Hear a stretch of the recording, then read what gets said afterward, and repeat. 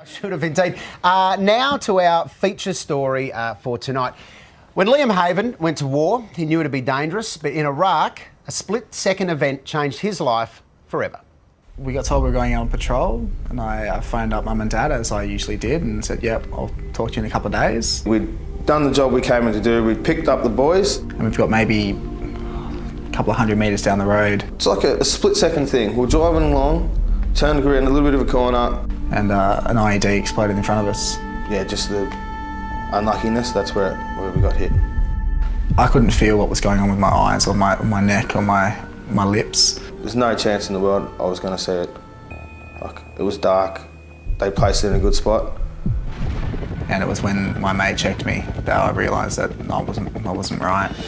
Liam Haven was just 19 when he lost his sight in Iraq. The shrapnel from a roadside bomb tore through his face and neck. After the attack, he was flown to a hospital in Germany. I was in bed, all drugged up. They had stuffed my cavity of my left eye with gauze. I still had dust from Iraq and blood in my hair. He's got patches on his eyes and he's got dried blood on him. And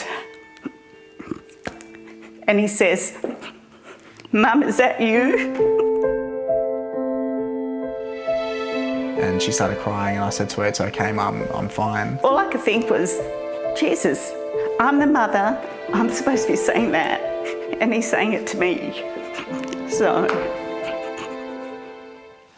Liam lost one eye completely and can only see shadows and blurs with the other. Good boy. For years, he suffered through post-traumatic stress, turning to alcohol for relief as his mental state worsened. I was missing appointments at work, rocking up, still drunk, stuff like that, and it just, one day I woke up and go, no, I can't keep doing this.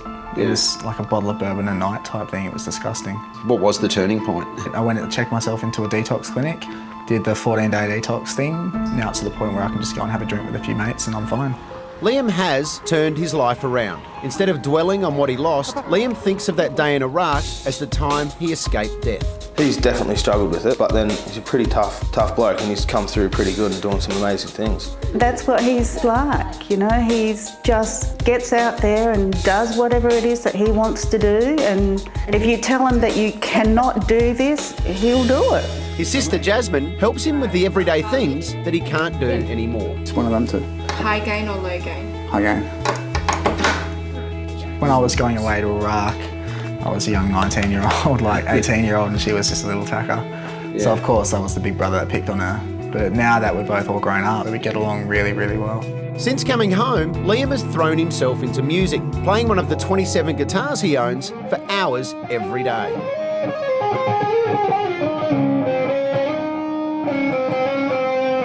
But this September, Liam has set himself what may be his biggest challenge: to walk from Sydney to Canberra for the veterans charity Soldier On. You realise that every day there are flights to Canberra.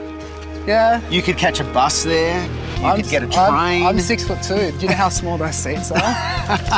Liam's trusty guide dog Omen will walk beside him for as much of the 12-day journey that his little paws will take. You guys seem pretty connected to me. Is he your best friend? He's one of my best friends, yeah. Yeah, definitely. Now, how much money are you hoping to raise on this walk?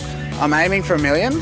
Yeah. But I mean, there's 23 million people in Australia, and I'm pretty sure everyone can afford $1. Yeah. I'm just going to walk in front of you through the side door. And Liam has a big support team behind him. His local RSL and football club have both held fundraisers in his honour. Boys.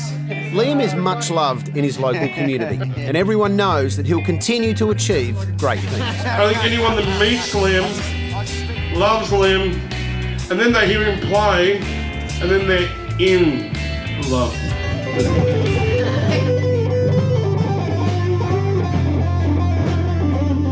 And while Liam dreams of rock stardom, his mum Debbie is already his biggest fan. Now don't tell him this because he's got such a big head as it is, but he is a very amazing person. I could not be any prouder of him if I tried. He's absolutely right. He is amazing, and he's turned his life around. He's got a very supportive family, very supportive friends. He's got an amazing dog that he loves, Omen there as well. And please get on board, because Liam is one of hundreds of soldiers who have been injured physically and or mentally whilst away on deployment wearing Australian uniforms. So to help Liam raise that $1 million for the Soldier On charity, get to our website, all the details are there. We're going to take a break. We'll be back with more after this.